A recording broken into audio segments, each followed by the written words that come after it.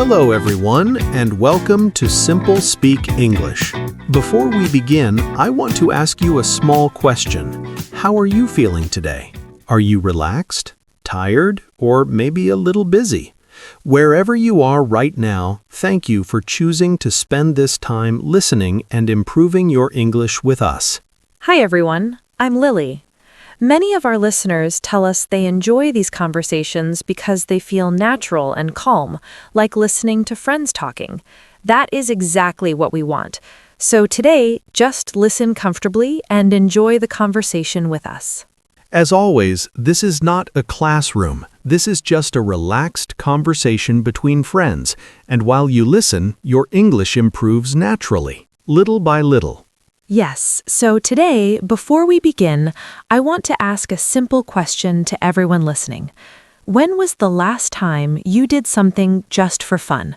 Not for work, not for study, but just because you enjoyed it? That's a good question.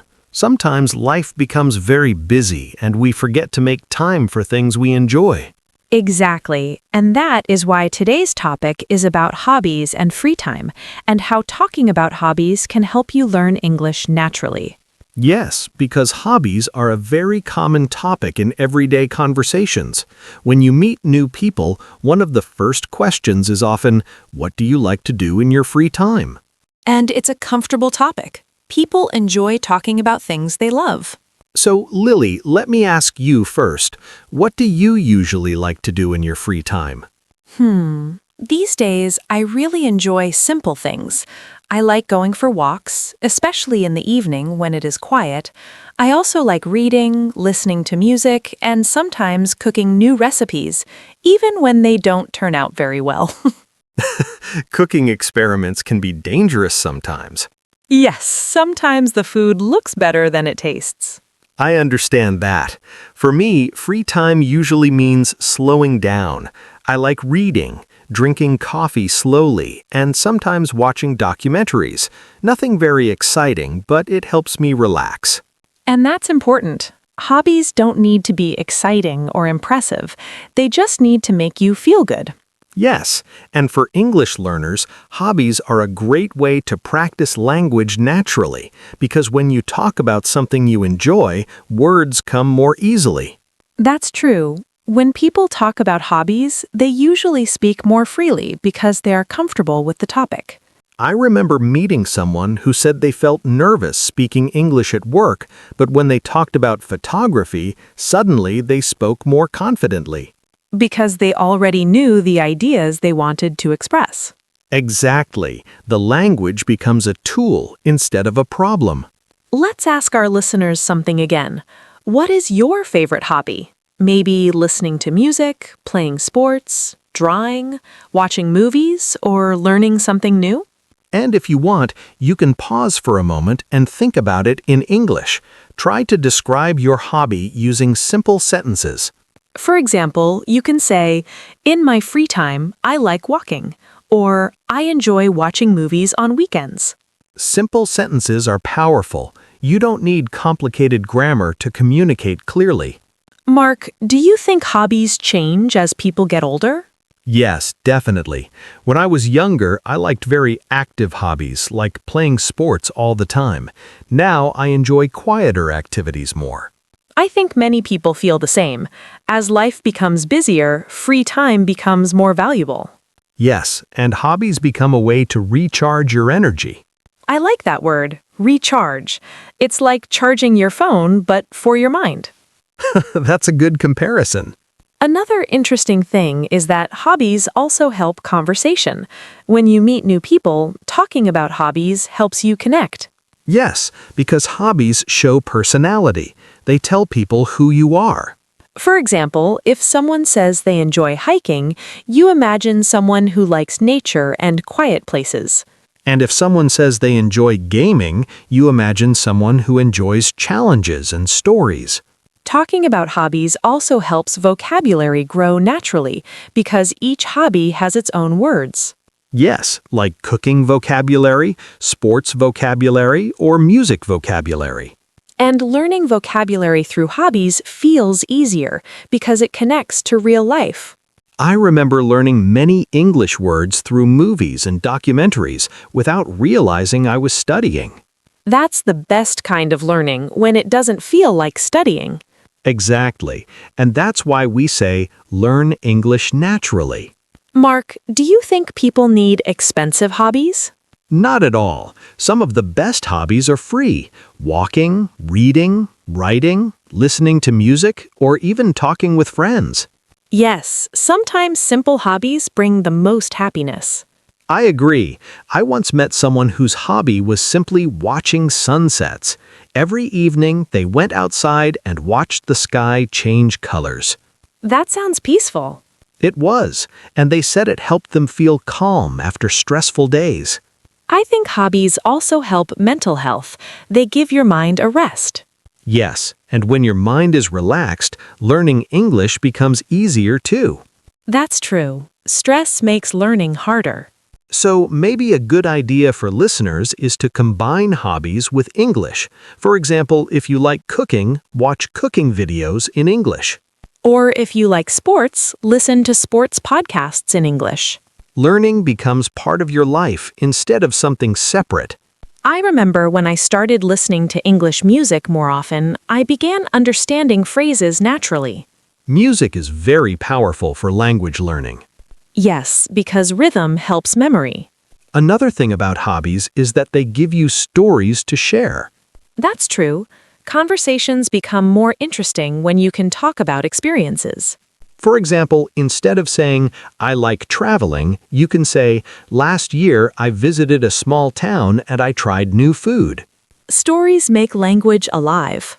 Yes, stories make language alive, because when you tell a story, people can imagine the moment with you, and the conversation becomes more human and more interesting. I agree. And sometimes the best stories come from very small moments, not big adventures.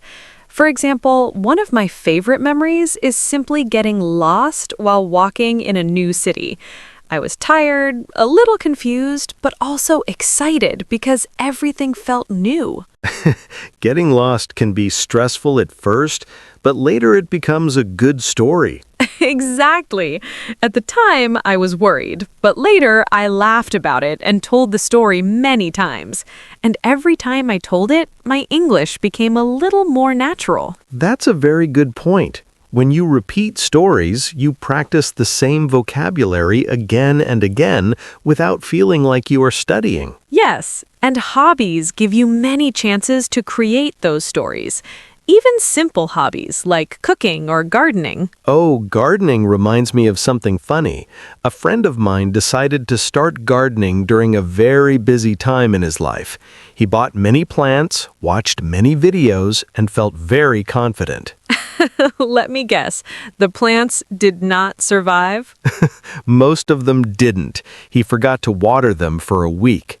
But after that, he learned more, tried again, and now he really enjoys it. And he says gardening teaches patience. That's actually a nice lesson. Many hobbies teach patience, and language learning also needs patience. Yes, both take time. You don't see results immediately, but slowly things improve. I think hobbies also help people feel more confident when meeting others. When you have interests, conversations become easier. Definitely. Imagine meeting someone new and asking, "What do you like to do in your free time?" It's an easy and friendly way to start talking. And usually people smile when they talk about their hobbies. Yes, because they feel comfortable. Do you remember a hobby you tried but didn't continue? Oh yes, I once tried learning to play the guitar. I imagined myself playing beautiful music, but after a few weeks my fingers hurt and the sound was not very beautiful. That happens to many beginners. Yes, but even though I stopped, it was still a good experience. I learned new words, listened to music differently, and understood how much practice musicians need. That's another important idea. Hobbies don't need to last forever. Sometimes you try something just for the experience. Exactly. The goal is enjoyment, not perfection. I once tried painting. At first, I wanted everything to look perfect, and I became frustrated. Later, I realized painting was more fun when I stopped worrying about the result. That sounds very similar to learning English. Yes, very similar.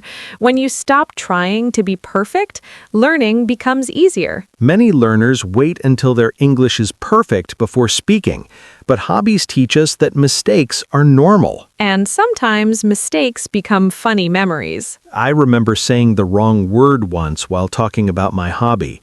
I wanted to say, I enjoy hiking, but I accidentally said, I enjoy hiding. That changes the meaning completely. Yes, people looked confused for a moment, but we laughed and the conversation continued. Moments like that are actually helpful because they remove fear.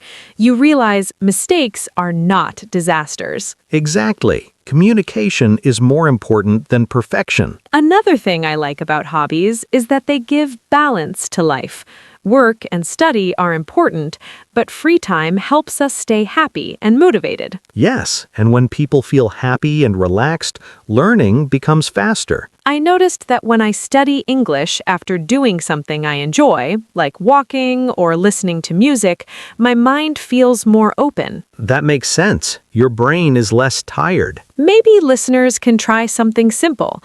After finishing this episode, think about one hobby you enjoy and try describing it in English out loud. Yes, even simple sentences like, I like cooking because it helps me relax, or I enjoy playing games with my friends on weekends. Speaking about familiar topics builds confidence. And confidence helps fluency grow naturally. Do you think hobbies can also help people make friends? Absolutely. Many friendships start because people share interests. Sports clubs, book clubs, music groups, or even online communities. And when people share hobbies, conversations feel easier because they already have something in common. Yes, silence feels less uncomfortable. That's true. Before we finish today, I want to remind everyone that free time is not wasted time. Rest and enjoyment are important parts of a healthy life. And hobbies can become a gentle and natural way to practice English without pressure or stress. So today's takeaway is simple. Talk about what you enjoy, share your experiences, and allow English to become part of your everyday life. And remember, progress happens slowly. Small moments of practice every day make a big difference over time. Thank you for spending this time with us on SimpleSpeak English. If you enjoyed this conversation, don't forget to subscribe and leave a comment telling us about your favorite hobby. We really enjoy reading your stories. Take care, keep learning naturally, and we will see you again soon. Goodbye, everyone.